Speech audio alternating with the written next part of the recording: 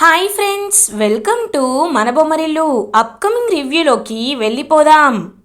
ఆనంద భైరవి అనన్య నిజస్వరూపాన్ని తన family members ముందు బయటపెట్టి అనన్య శరణ్య దర్శన్ విషయంలో, లహరి విషయంలో ఎన్ని పాపాలు చేసింది, ఎన్ని ఘోరాలు చేసింది అనేది అందరి ముందు నిజం బయట పెడతారు.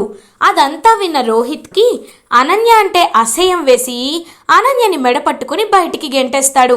కరెక్ట్గా డోర్ అనన్య తలకి గుద్దుకోవడంతో ఇప్పుడు నా గురించి వీళ్ళకి అంతా తెలిసిపోయింది. ఇప్పుడు నేను పిచ్చిదానిలా, మతిస్థిమితం లేనిదానిలా నటిస్తూ ఈ ఇంట్లోనే ఉండాలి, లేకపోతే మా ఆయన నాకు విడాకులు ఇచ్చేస్తాడు, నా జీవితం నాశనం అయిపోతుంది అని ఒక ఐడియా వేసుకొని కళ్ళు తిరిగి పడిపోతుంది అనన్య. ఇంకా డాక్టర్ని హాస్పిటల్కి తీసుకువెళ్ళి డాక్టర్తో ఇంకా ఫేక్గా చెప్పిస్తారనమాట. ఈ అనన్య అనే అమ్మాయికి మతిస్థిమితం కోల్పోయింది, తన గతమంతా మర్చిపోయింది, కాబట్టి మీరు తనని ఒక చిన్న పాపలా, పసి పాపలా చూసుకోవాలి అని చెప్పి డాక్టర్ అక్కడి నుండి వెళ్ళిపోతారు. అనన్యని డిశ్చార్జ్ చేసి ఇంటికి తీసుకొస్తారు. ఇంకా అనన్య తన యాక్టింగ్ స్టార్ట్ చేస్తుంది. ఎగురుతూ గెంతుతూ పిచ్చి అమ్మాయిలాగా, చిన్న పాపలాగా ఇంకా బిహేవ్ చేస్తూ ఉంటే రోహిత్, ఆనంద భైరవి అందరూ అలా ఇంకా చూస్తూ పట్టించుకోకుండా అక్కడి నుండి వెళ్ళిపోతారు. ఇది ఇలా ఉండగా దర్శన్, శరణ్య మాట్లాడుకుంటూ ఉంటారు. దర్శన్ శరణ్యతో, నువ్వు నాకు విడాకులు నిజంగా ఇవ్వాలనుకున్నావా శరణ్య? లేకపోతే నీకు నాతో కలిసి ఉండడం ఇష్టం లేదా? నాకు ఒకే ఒక్క అవకాశం ఇవ్వు, నేను నన్ను మార్చుకుంటాను, నీకు నచ్చేలా చేస్తాను అని చెప్పి పాపం దర్శన్ బ్రతిమలాడుతూ ఉంటాడు శరణ్యని. అప్పుడే కరెక్ట్గా లహరి దర్శన్ దగ్గరికి వస్తుంది. అన్నయ్య, నీకొక ముఖ్యమైన విషయం చెప్పాలి. అసలు వదిన నీతో అలా బిహేవ్ చేసిందే నా గురించి అన్నయ్య. బ్లాక్మెయిలర్ మీ ఇద్దరికీ విడాకులు కావాలని కండిషన్ పెట్టాడు. అందుకే నా జీవితం కోసం తన జీవితాన్ని వదిన త్యాగం చెయ్యాలనుకుంది అని దర్శన్తో శరణ్య గురించి అన్ని నిజాలు చెప్పేస్తుంది లహరి. అదంతా విన్న దర్శన్ పాపం చాలా బాధపడుతూ ఉంటాడు. ఇంకా వెంటనే శరణ్య దగ్గరికి వచ్చి శరణ్య చేతులు పట్టుకొని, శరణ్య, నువ్వు మా అమ్మలాగే ఆలోచిస్తున్నావు. ఈ కుటుంబంలో ప్రతి ఒక్కరూ నీ వాళ్ళగా, వాళ్ళ సమస్య నీ సమస్యగా నువ్వు అందరి సమస్యలు తీరుస్తున్నావు. Thank you so much Saranya. ఇకపై మనల్ని విడతీసే వాళ్ళు ఎవ్వరు ఉండరు. నేను నిన్ను మనస్ఫూర్తిగా ప్రేమిస్తున్నాను అని చెప్పి పాపం దర్శన్ శరణ్యని హక్ చేసుకుంటాడు. శరణ్య హ్యాపీగా ఫీల్ అవుతుంది. ఇది ఇలా ఉండగా మార్నింగ్ అవుతుంది. ఆనంద భైరవికి సరోజారావు దగ్గర నుండి కాల్ వస్తుంది. హలో, అవునా? సరే సరోజారావు గారు, నేను ఒక అరగంటలో మా వాళ్ళని మీ దగ్గరికి పంపిస్తాను. నాన్న దర్శన్, శరణ్య అని హాల్లోకి పిలుస్తారు. ఇంక అనన్య కూడా హాల్లోకి వచ్చి మొత్తం వింటూ ఉంటుంది. ఏంటమ్మా అని అడుగుతారు. అక్క, బావగారు, అందరూ రండి, ఒక ముఖ్యమైన విషయం చెప్పాలి. సరోజారావు గారు కాల్ చేశారు. మనం వాళ్ళని ఎంగేజ్మెంట్ విషయంలో కొద్ది రోజులు టైం కావాలని అడిగాం కదా, ఏమైందా అని కనుక్కోవడానికి చేశారు. కానీ ఇప్పుడు అన్ని సమస్యలు తీరిపోయాయి కదా, అందుకే ఎంగేజ్మెంట్ ముహూర్తాన్ని రేపే పెట్టుకోవాలనుకుంటున్నారు అని అంటుంది ఆనంద భైరవి.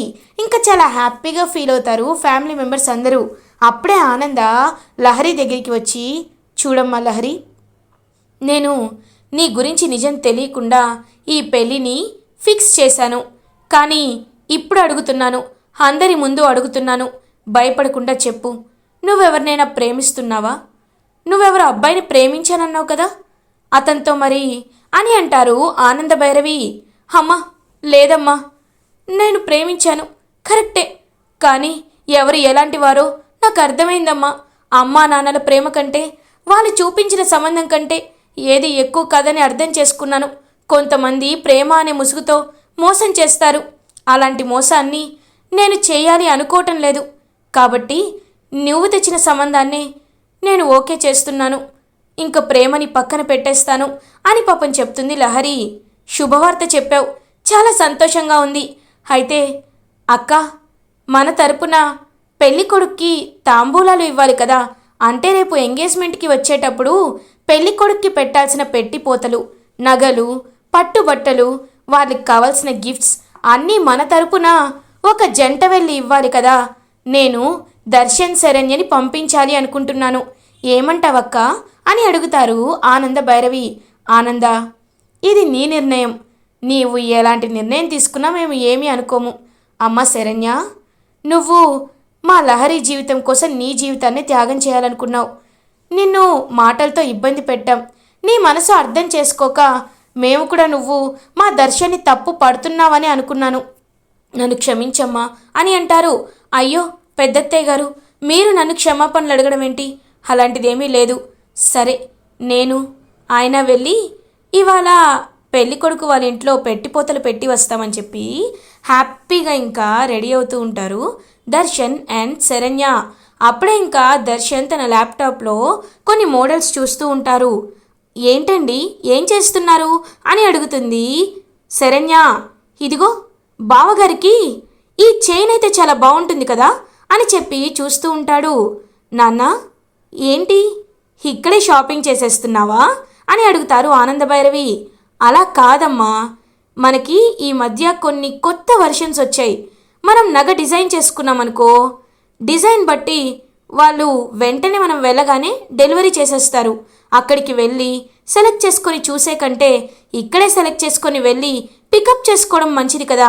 అందుకే నేనే నా తరపున లహరి అన్నయ్యగా ఒక గిఫ్ట్ని సెలెక్ట్ చేస్తున్నాను అని చెప్పి చూస్తూ ఉంటాడనమాట దర్శన్. ఇంకా దర్శన్ని మునుపటి దర్శన్లా చూస్తూ హ్యాపీగా ఫీల్ అవుతారు ఆనందభైరవి.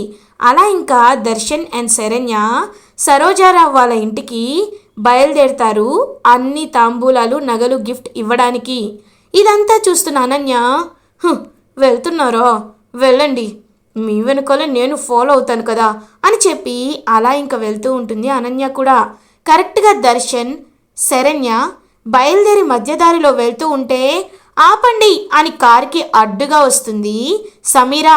ఒక్కసారిగా సమీరాని చూసి షాక్ అయిపోతారు దర్శన్ అండ్ శరణ్య. ఇంక వెంటనే దర్శన్, సమీరా ఏంటిది అని అడుగుతారు. దర్శన్, ఏంటి దర్శన్, నువ్వు ఇంతలా మారిపోతావా? నువ్వు నీ జీవితం చూసుకున్నావు, మరి నా గురించి ఎవరు ఆలోచిస్తారు దర్శన్?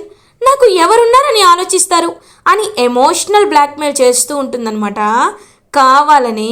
ఇంకలా శరణ్య గురించి సమీరా, చూడు, నీకు ఒకసారి చెప్పాను సమీరా, ఇంకొకసారి కూడా చెప్పించుకోవద్దు. నా భార్య శరణ్య మాత్రమే. ఇన్నాళ్ళు అజ్ఞానంతో కళ్ళు మూసుకుపోయి నేను నీ వెంట ప్రేమ అని పడ్డాను. కానీ శరణ్య గొప్పతనం, మంచితనం తెలుసుకున్నాక అలాంటి భార్య రావడం నా జన్మజన్మల అదృష్టమని నాకు అర్థమైంది. చూడు శరణ్య, శరణ్య గురించి తెలుసుకోవాలంటే కొంచెం కాదు చాలా ఉంది. సమీరా, నా మాట విను. నా లైఫ్లో దేవత లాంటి శరణ్య నాకు ఎలా వచ్చిందో నీ లైఫ్లో కూడా ఒక మంచి లైఫ్ పార్ట్నర్ ఉండే ఉంటారు, రాసి పెట్టే ఉంటారు. అతన్ని పెళ్లి చేసుకో. ప్రేమ అంటావా, ప్రేమలు ప్రతిసారి పెళ్ళిళ్ళ వరకు వెళ్ళవు కదా. మన ప్రేమ కూడా అలానే అనుకో. ఇక నన్ను మర్చిపో అని చెప్పి దర్శన్ పాపం రిక్వెస్ట్ చేస్తూ ఉంటాడు సమీరాని. అది కాదు దర్శన్ అని అంటుంది. అప్పుడే శరణ్య కిందకి దిగి, ఏమండి, నాకు కొంచెం దగ్గొస్తుంది, వాటర్ బాటిల్ తీసుకొస్తారా అని అంటుంది. ఇప్పుడే వెళ్తాను అని చెప్పి ఇంక వెంటనే షాప్కి వెళ్తాడనమాట దర్శన్. హేయ్, ఏంటే మళ్ళీ నా భర్తతో ఏం మాట్లాడాలని ప్రయత్నిస్తున్నావు అని అడుగుతారు శరణ్య. ఇప్పుడు నీ టైం నడుస్తుంది, కానీ దర్శన్కి నేనంటేనే ఇష్టం. ఖచ్చితంగా దర్శన్ని నా వైపుపై తిప్పుకుంటా అని అంటుంది. ఇంకా కావాలని సమీరా, ఏంటి తిప్పుకుంటావా, నీ వైపు తిప్పుకుంటావా? ఇన్ని రోజులు దర్శన్ గారికి నా గురించి, ఆనంద అత్తయ్య గారి గురించి నిజం తెలుసుకోలేక అలా ప్రవర్తించారు. కానీ ఇప్పుడు ఆయన అలా ఉంటారనుకుంటున్నావా? చూడు, ఒక్కసారి ఇప్పుడు నువ్వు మాకు ఇలా అడ్డుపడ్డ విషయం నేను మా అత్తయ్య గారితో చెప్తే నీ పరిస్థితి ఏంటో తెలుసా? చెప్పమంటావా? తలుచుకుంటావా? లేదు కదా. చూడు, నువ్వు ఇదే ఆఖరిసారి ఇంకొకసారి నా భర్త జీవితంలోకి వచ్చే స్థాయి కానీ రావాలనే సాహసం కానీ చేశావో నేను ఒక్కసారి చెప్పను, చంపేస్తా అని చెప్పి గట్టిగా వార్నింగ్ ఇస్తుంది శరణ్య. అప్పుడే దర్శన్ వాటర్ బాటిల్ తీసుకువస్తాడు. థ్యాంక్స్ అండి అని చూస్తూ ఉంటుంది. చూడు శరణ్య, నువ్వైనా తన్ని ఒప్పించు. తను వేరే వాళ్ళని పెళ్లి చేసుకోనంటోంది అని అంటారు దర్శన్. అయ్యో, ఎలా చేసుకోదండి, చేసుకుంటుంది. ఎందుకంటే మన ఆనంద అత్తయ్య గారు ఉన్నారు కదా, అత్తయ్య గారికి చెప్దాం. అత్తయ్య గారే తనకి మంచి ఈడుజోడు, కుట్రలు కుతంత్రాలు నీ తోట తీసేవాడు అని సమీరా చెవి దగ్గరికి వెళ్ళి మళ్ళీ బయటికి, అదే చాలా మంచివాడు, నీలాంటి బుద్ధి కలవాడికే నీకిచ్చి పెళ్లి చేశామనుకో, అప్పుడు హ్యాపీగా ఉంటుంది, ఇంకా మిమ్మల్ని కూడా మెల్లమెల్లగా మర్చిపోతుంది. చూడు, ఇంకా ఇంకా మా దారికి అడ్డు రావద్దు, వెళ్ళు అని చెప్పి ఇంకా దర్శన్ శరణ్య ఇద్దరూ అక్కడి నుండి వెళ్ళిపోతారు. చా అని ఫీల్ అవుతూ ఉంటుంది శరణ్య గురించి సమీరా. సమీరా ఫీల్ అవుతుంటే వెనకాల భుజంపై ఒక చేయి పడుతుంది. ఎవరు అని వెనక్కి తిరిగి చూసేసరికి అనన్యని చూసి ఒక్కసారిగా షాక్ అయిపోతుంది సమీరా. ఇది మతిస్థిమితం కోల్పోయినట్లుందే, ఇప్పుడు నా దగ్గరికి వచ్చిందేంటి, వెళ్ళు అని అంటుంది సమీరా. ఏంటి, నువ్వు కూడా నా యాక్టింగ్ని నమ్మేశావా? నేను మతిస్థిమితం కోల్పోలేదు, పిచ్చి దానిలో ప్రవర్తిస్తున్నానంతే, నటిస్తున్నాను అని అంటుంది. హో, ఇదంతా ప్లానా? సరే సరే, ఏంటి నువ్వు పిచ్చిదానిలా నటిస్తూ ఆ ఇంట్లో సెటిల్ అయిపోయావు, మరి నా పరిస్థితి ఏంటి అని అంటుంది. అది చెప్పడానికే ఇక్కడి వరకు వచ్చాను సమీరా. రేపు ఆ లహరికి సరోజారావు వాళ్ళ కొడుక్కి ఎంగేజ్మెంట్ అంట, కాబట్టి గ్రాండ్గా అంగరంగ వైభవంగా పెద్ద ఫంక్షన్ హాల్లో చక్కగా ఫంక్షన్ చేస్తున్నారు. కాబట్టి ఆ ఫంక్షన్లో అందరూ మెటాష్ అయిపోవాలి, ఒక్క దెబ్బకి అందరూ పోవాలి. కాబట్టి ఫంక్షన్ హాల్లో బాంబు సెట్ చేద్దాం అని అంటుంది అనన్య. ఏంటి బాంబా? మరి దర్శన్ కూడా ఉంటాడు కదా, ఏ నువ్వు కూడా ఉంటావు కదా అని అంటుంది సమీరా. అవును కదా అని అంటుంది అనన్య. ఛీ, నీలాంటి దిక్కుమాలిన ప్లాన్లు వినవల్లే నేను ఇలా తయారయ్యాను. చూడు, మొన్న నువ్వు మా అన్నయ్య మాట్లాడుకుంటుంటే ఆ లహరి చూసేసిందంట కదా, ఆ రోజు ఆనంద భైరవి ఎక్కడ మా అన్నయ్యని చూసేస్తుందోనని మా ప్రకాష్ అన్నయ్య పరిగెత్తాడు. అప్పుడే మా ప్రకాష్ అన్నయ్యని ఒక లారీ గుద్దేసింది. ఇప్పుడు హాస్పిటల్ బెడ్పై కోమాలో ఉన్నాడు. ఆ ఎవిడెన్సులు కనీసం ఎక్కడున్నాయో కూడా తెలీదు. ఆ పని మీదైనా బెదిరిద్దామంటే ఇప్పుడు ఏం చెయ్యాలో కూడా అర్థం కావట్లేదు. ఇదంతటికీ కారణం నువ్వే అని అంటుంది. నేనెందుకు అవుతాను? నేనేమైనా పారిపోమని చెప్పానా అని అంటుంది అనన్య. కాబట్టి ఇలాంటి ఉచిత సలహాలు ఇవ్వద్దు. నాకు తెలుసు ఎవరిని ఎక్కడ ఎలా దెబ్బతీయాలో నాకు తెలుసు. కానీ రేపు ఫంక్షన్లో కేవలం ఆనంద భైరవి శరణ్య మాత్రమే పైకి పోతే చాలు కదా. వస్తా, రేపు ఒక కొత్త వేషంతో క్యాటరింగ్లో నేను వస్తా. ఆ ఫంక్షన్కి వచ్చి జ్యూసులో పాయిజన్ కలుపుతా. అప్పుడు జ్యూస్ తాగిన ఆనంద భైరవి శరణ్య ఇద్దరు పైకి పోతారు అని అంటుంది Sameera. Wow, super Sameera, super idea. Juice అయితే ఫుడ్ పాయిజన్ అయిందని వదిలేస్తారు, ఇంకా పైకి పోయినా ఎవ్వరికి నీపై డౌట్ రాదు. ఓకే, రేపు ఫంక్షన్లో కలుద్దాం అని చెప్పి అక్కడి నుండి వెళ్ళిపోతుంది సమీరా. ఏదో ఫ్రస్ట్రేషన్లో ఉందిలే, రేపు ఇద్దరిని లేపేస్తానంటుందిగా. నాకు కావాల్సింది కూడా అదే, నా ఫ్యామిలీ సేఫ్గా ఉంటుంది, అది చాలు అని చెప్పి అక్కడి నుండి వెళ్ళిపోతుంది అనన్య. ఇది ఇలా ఉండగా దర్శన్ శరణ్య సరోజారావు వాళ్ళ ఇంటికి రీచ్ అవుతారు. ఇంకా అలా తాంబూలం తీసుకొని గిఫ్ట్స్ అండ్ వాళ్ళకి సంబంధించిన పట్టుబట్లు అవన్నీ తీసుకొని హ్యాపీగా సమర్పిస్తారు ఆనంద భైరవి తరపున దర్శన్ అండ్ శరణ్య. అదంతా చూస్తున్న సరోజారావు చాలా హ్యాపీగా ఫీల్ అవుతారు. చూడ్డానికి చూడముచ్చటైన జంటలా ఉన్నారు. నిజంగా మిమ్మల్ని చూస్తుంటే చాలా సంతోషంగా అనిపిస్తుంది. ఆనంద అదృష్టవంతురాలు, మంచి కొడుకు కోడలు ఉన్నారు అని చెప్పి హ్యాపీగా చెప్తారు. అప్పుడే ఇంకా శరణ్య, లహరి కూడా చాలా అదృష్టవంతురాలండి, ఎందుకంటే మీలాంటి మంచి అత్తయ్య గారు తనకి దొరుకుతున్నారు, నిజంగా తను చాలా అదృష్టవంతురాలు అని అంటారు. ఇంకా అలా అందరూ హ్యాపీగా మాట్లాడుకొని రేపు అరేంజ్మెంట్స్ గురించి ఫంక్షన్ గురించి ఇంకా మాట్లాడుకొని దర్శన్ శరణ్య ఇంటికి రీచ్ అవుతారు. ఇది ఇలా ఉండగా మార్నింగ్ అవుతుంది. లహరి ఎంగేజ్మెంట్ సెలబ్రేషన్స్ స్టార్ట్ అయిపోతాయి. పెద్ద ఫంక్షన్ హాల్లో ఆనంద భైరవి ఫ్యామిలీ లహరి సరోజారావు వాళ్ళ అబ్బాయి ఎంగేజ్మెంట్ అయితే ఇంకా అలా జరిపిస్తూ ఉంటారు. ఫ్యామిలీ, ఫ్రెండ్స్, రిలేటివ్స్ అందరూ హ్యాపీగా ఎంగేజ్మెంట్కి అటెండ్ అవుతూ ఉంటారు. అదంతా చూస్తూ ఆనందభైరవి హ్యాపీగా ఫీల్ అవుతారు. ఇంకా అలా లీలావతి, రాజేశ్వరరావు వాళ్ళు కూడా మొత్తం అందరినీ రిసీవ్ చేసుకుంటూ ఎంతో హ్యాపీగా అందరి వైపు చూస్తూ ఉంటారు.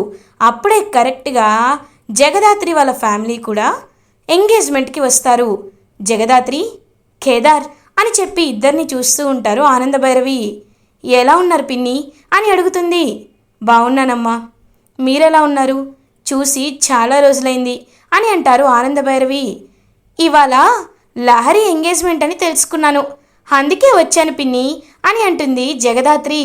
మీరు రావడం నాకు చాలా సంతోషంగా ఉంది. కౌశికి ఎలా ఉంది అని అడుగుతారు. కౌశికి వదిన కూడా వచ్చేది, కానీ తనకి కాస్త బిజీగా ఉన్నాడు. రీసెంట్గా బాబు కూడా పుట్టాడు కదా, అందుకే రాలేకపోతున్నానని చెప్పమంది పిన్ని అని అంటుంది జగదాత్రి. సరే రండి, అదిగో దర్శన్, శరణ్య అక్కడే ఉన్నారు అని చెప్పి ఇంకా హ్యాపీగా జగదాత్రి అండ్ కేదార్ ఇద్దరు దర్శన్, శరణ్యతో మాట్లాడుతూ ఉంటారు. కరెక్ట్గా అప్పుడే సమీరా ఒక క్యాటరింగ్ వెయిట్రెస్ వేషం వేసుకొని వెయిట్రెస్లా రెడీ అయ్యి అక్కడికి వస్తుంది. నా ఫ్యామిలీని నాశనం చేస్తారా? మా అన్నయ్య కోమలో ఉండేలా చేస్తావా?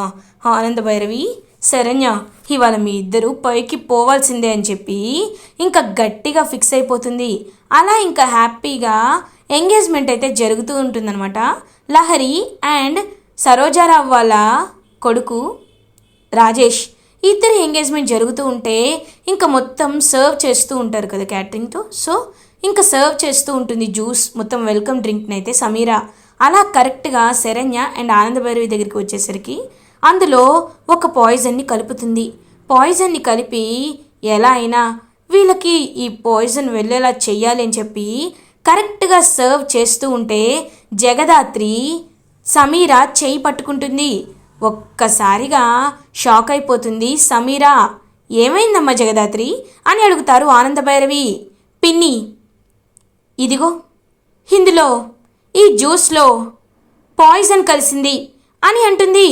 ఒక్కసారిగా శరణ్య, ఆనందభైరవి షాక్ అయిపోతారు. వాట్, పాయిజన్ కలిసిందా అని అంటారు దర్శన్. అవును దర్శన్, పాయిజన్ని కలిపింది ఎవరో కాదు, ఇదిగో ఈ వెయిట్రెస్సే. హేయ్, ఎవరు నువ్వు అని చెప్పి మాస్క్ తీయగానే అక్కడ సమీరా ఉంటుంది. సమీరాని చూసి ఒక్కసారిగా ఆనందభైరవి ఫ్యామిలీ అంతా షాక్ అయిపోతారు. సమీరా అని చెప్పి సమీరా చెంపపై కొడతారు ఆనందభైరవి. నా కుటుంబాన్ని ఏమీ చెయ్యలేక ఈ విధంగా చంపి పగ తీర్చుకోవాలనుకుంటున్నావా? నీలాంటి వాళ్ళని ఇలా కాదు, నీకు పోలీస్ స్టేషనే కరెక్ట్, ఇన్స్పెక్టర్ అని చెప్పి ఇంకా పోలీసుల్ని పిలిపించి Sameera attempt to murder case కింద తన్నైతే జైల్లో పెట్టి అరెస్ట్ చేయిస్తారు. ఇంకా జగదాత్రి దగ్గరికి శరణ్య వస్తుంది. జగదాత్రి, ఎలా కనిపెట్టావు అని అడుగుతుంది. ఎప్పుడైతే నేను కేదార్ మాట్లాడుకుంటున్నామో అప్పుడే తను జ్యూస్లో ఏదో పాయిజన్ కలపడం చూసాం. కలిపిన తర్వాత తను చేసిన తప్పేంటంటే ఆ బాటిల్ని పక్కన పడేసింది. ఆ బాటిల్ ఏంటా అని చూసేసరికి అది పాయిజన్ బాటిల్ అని తెలిసింది. సో ఇలా కనిపెట్టాను అని అంటారు. అలా ఇంకా ఆనందభైరవి సరే సరే, ఇప్పుడు ఎవరికి ఎలాంటి ప్రమాదం జరగలేదు కదా, ఇంకా ఎంగేజ్మెంట్ పనులు చూద్దామని చెప్పి హ్యాపీగా లహరి అండ్ సరోజారావు వాళ్ళ అబ్బాయి రాజేష్ ఎంగేజ్మెంట్స్ రింగ్స్ని ఎక్స్చేంజ్ చేసుకుంటారు. అదంతా చూస్తూ ఆనందభైరవి ఫ్యామిలీ అండ్ దర్శన్, శరణ్య వీళ్ళందరూ హ్యాపీగా అక్షింతలు వేస్తూ ఉంటారు. అలా అంగరంగ వైభవంగా లహరి ఎంగేజ్మెంట్ కంప్లీట్ అయిపోతుంది. అనన్య ఇదంతా చూస్తూ జెలస్గా ఫీల్ అవుతుంది. సమీరని పోలీసులు స్టేషన్కి తీసుకువెళ్తారు. ఇటువైపు దర్శన్, శరణ్య అందరూ హ్యాపీగా ఫీల్ అవుతారు. అలా సక్సెస్ఫుల్గా ఎంగేజ్మెంట్ కంప్లీట్ అయిపోతుంది. ఇలా ఎపిసోడ్ ఎండ్ అవుతుంది. ఫర్దర్ ఎపిసోడ్ రివ్యూస్ ముందుగా మీకు కావాలి అనుకుంటే మా ఛానల్ని సబ్స్క్రైబ్ చేసుకోండి. Thanks for watching.